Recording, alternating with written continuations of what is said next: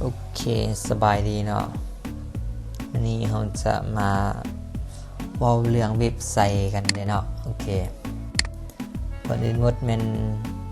เราจะมาแนะนำการดาวน์โหลดแล้วก็ติดตั้งโปรแกรม Notepad นี่เนาะก็เป็นโปรแกรมที่เราจะใช้ไว้เขียนเว็บไซต์ของเราเนาะในที่นี้เราจะมาเรียนรู้ด้วยภาษา HTML เนาะจะมาเขียนเว็บของเราด้วยภาษา HTML เนาะโอเคในที่นี้เป็น EP 1เนาะจะเห็นว่าเป็น EP 1เราจะมาเว้าเรื่องการดาวน์โหลดแล้วก็ติดตั้งโปรแกรมก่อนเนาะหลังจากนั้น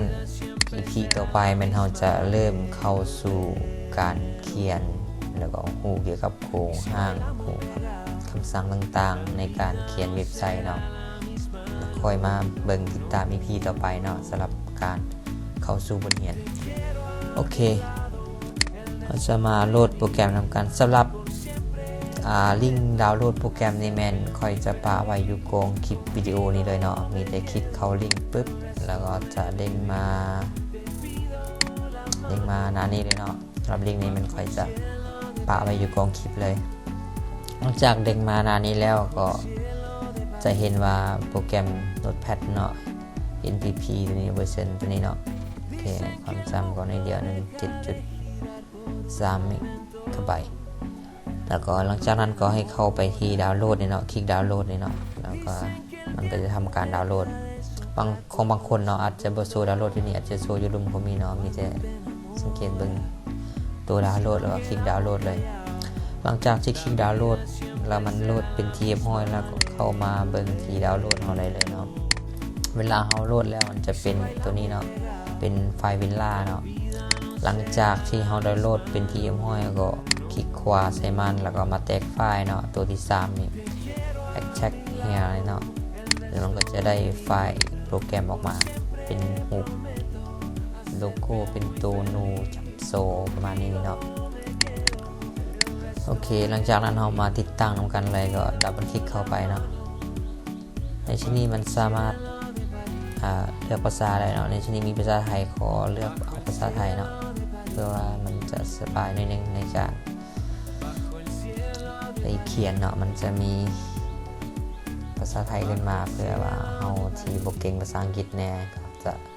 ใส่ภาษาไทยเข้าไปช่วยเนาะโอเคจันก็โอเคแล้วก็ next ตกลง next ต่อไป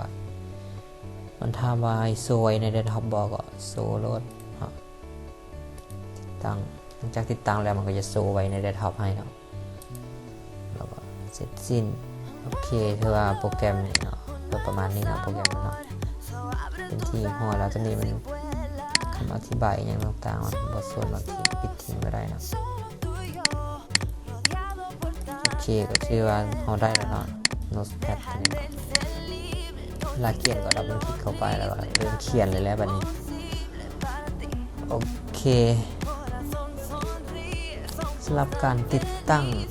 ก็จะประมาณนี้เนาะง่ายๆเนาะโอเคแล้วคลิปต่อไปเนาะ EP ต่อไปมันเราจะเริ่มเข้าสู่โครงสร้างของ HTML นะว่ามันมีโครงสร้างจังไดเนาะโอเคสำหรับคลิปนี้เนาะก็จะขอจบคลิปเพียงเท่านี้เนาะอย่าลืมกดติดตามช่อง YouTube โรงเรียน IT แล้วก็ Facebook โรงเรียน IT เนาะเพื่อบ่ให้พลาดคลิปใหม่ๆ